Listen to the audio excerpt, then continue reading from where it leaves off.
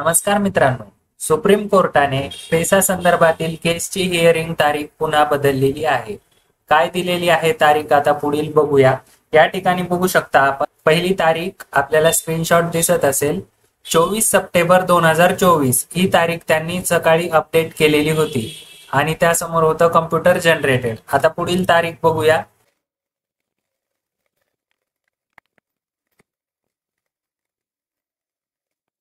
मित्रांनो, 1 वर्ष झालं सुप्रीम कोर्टामध्ये ही केस पेंडिंग आहे. याबद्दल फक्त तारीख पे तारीख सुप्रीम कोर्टामध्ये सुरू आहे.